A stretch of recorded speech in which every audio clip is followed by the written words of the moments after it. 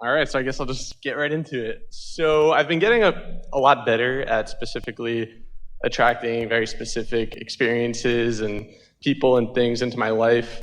The specifics is fun, isn't it? It is, it's very fun. You find the specifics more fun than the general?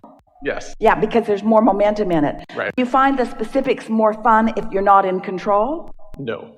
So you stay general until you've managed control, and then once you know you've got the momentum going in the direction that you're wanting, then you get more and more specific. Right. Really good.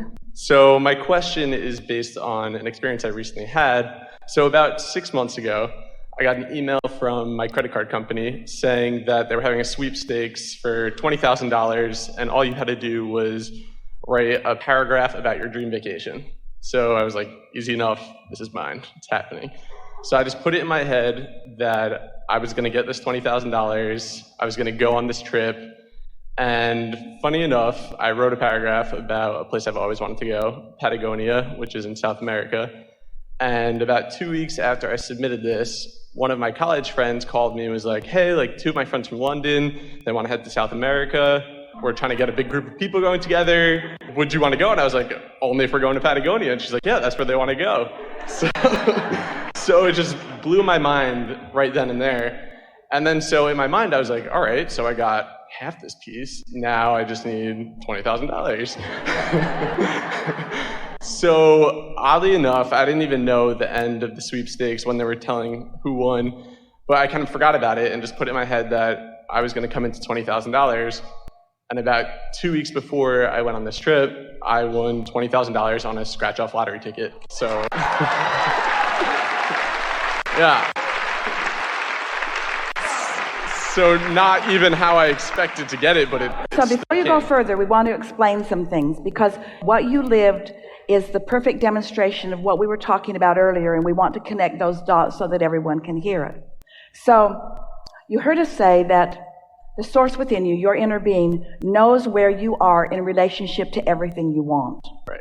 And is giving you the information that you need, is revealing it to you. You just got to get in the receptive mode. And the path of least resistance, the only reason that there is resistance on your path is because you put it there. But no worries, Source can always get around the resistance that you put on your path. So Source knows that you want to go to Patagonia. And Source is saying, you can go anytime, you can go anytime. There's a way for you to go. And you're thinking, not me, not me. So then here comes this credit card offering, which is part of your path of least resistance, because it got you thinking. It caused you to offer a little less resistance. It wasn't the way that you got your trip to Patagonia. It was just the way that you started letting yourself believe in your trip. You see what we're getting at? Mm-hmm. And so it was the path of least resistance. And so you took the time to write about what you wanted for the first time in a stronger sense of belief than you've ever had before. So your path of least resistance had less resistance on it for a little while than you'd ever had before. So you entered the contest, you sent it, but what you really did was enter a vibrational contest. In other words, because your vortex is full of all kinds of things. In other words, do you realize how many things are in your vortex that your inner being is guiding you toward? That if somebody would just send you an email that told you that they would send you the money if you would just write a paragraph, can you feel what the path of least resistance would be? So anyway, the path became a little clearer for you for just a little while, enough so that your vibrational stance was such that now you could be in receptive mode of what others were planning to do. But all that was missing was the money. And so then you were inspired, the idea, the timing of the idea to the scratch off.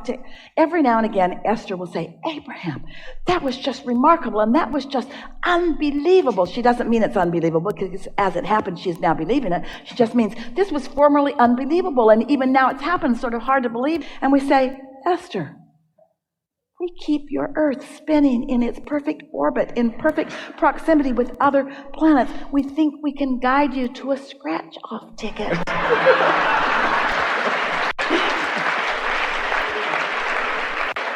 You all just make it harder than it needs to be. In other words, the money could be directly downloaded into your account. You wouldn't have to go through the gyrations that you go through. Right. If you believed it. So then my question is, after attracting something so specific and so obvious that I got this because But wait, was it so specific, or was it engineered to get around the resistance that you had in place? Ooh, hear that. It was engineered to get around the resistance that you always have in place. There's always some resistance. It's okay. It's okay. Just try not to wallow in it. So then my question is, why, after having this experience, do I still sometimes doubt? Why can't I? We wonder the same thing. It's just hard to believe, isn't it? Yeah, practice thoughts. Practice thoughts. And because there's a part of you that still thinks that was a little bit of chance. In other words, the email sort of random, and the lottery ticket sort of random, and all sort of random, and nothing's random. Nothing's random. You're good. You're just letting it in as best you can. But when you have experiences like that, and you acknowledge them, and you make the correlation between your desire and your emotion and the inspired action that came as a result of that, before long you can begin to chart a very specific, very cognizant, aware pattern of how it unfolds. And everyone here got it. In other words, it's really easy to understand that. This is the piece, this is the new piece for today that we want to really highlight in a way that you all will never, ever forget it. These are the new pieces to this conversation today. Path of least resistance and path of most allowance are the same thing. So when life experience causes you to desire something, and your inner being joins that desire and holds the vibrational frequency of it, there is a calling to you that you are receiving at different levels of awareness. Once the momentum of it begins to happen, your level of awareness is potentially greater.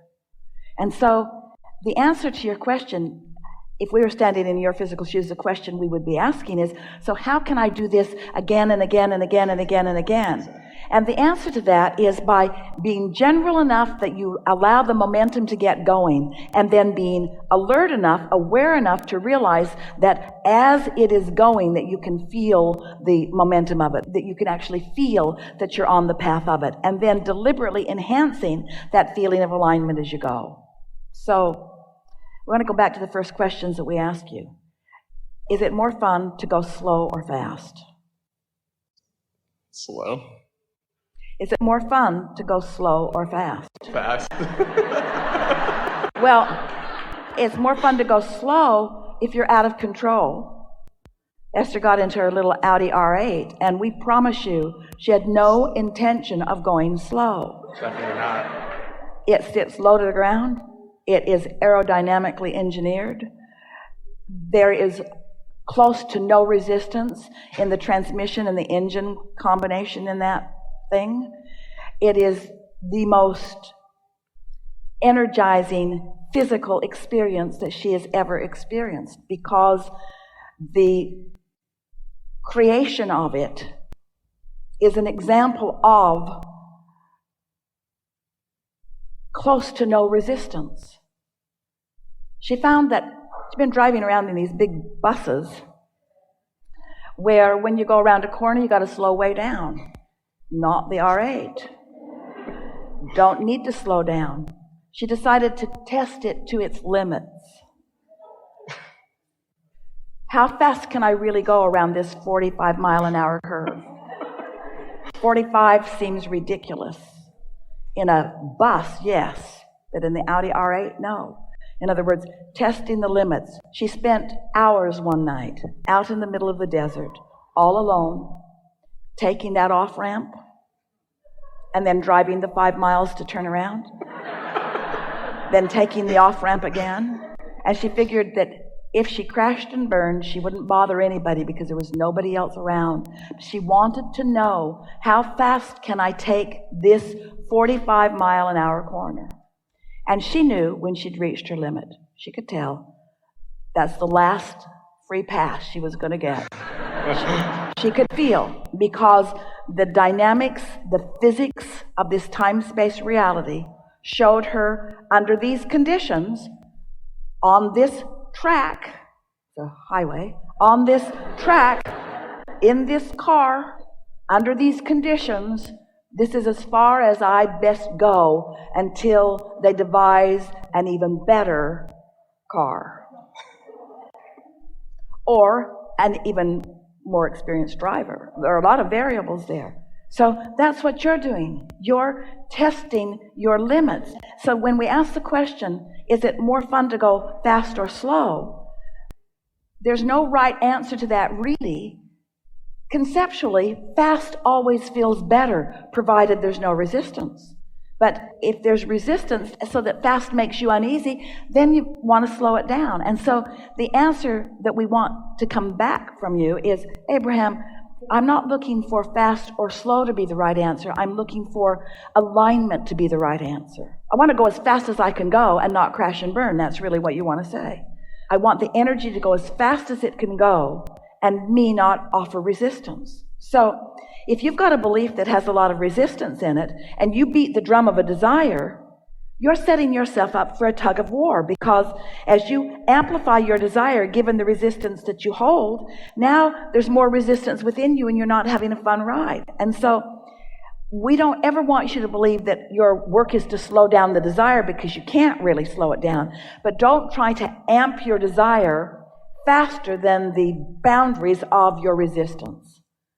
Can you hear what we're getting at? And so the true work is in the releasing of resistance. The true work is in meditating. The true work is in putting your feet in the bay. Your true work is in getting outside and finding yourself happy with nature. Your true work is anything and everything that you can do to bring yourself into alignment with who you really are. And once you know you're in alignment, then turn your attention to things that you care about.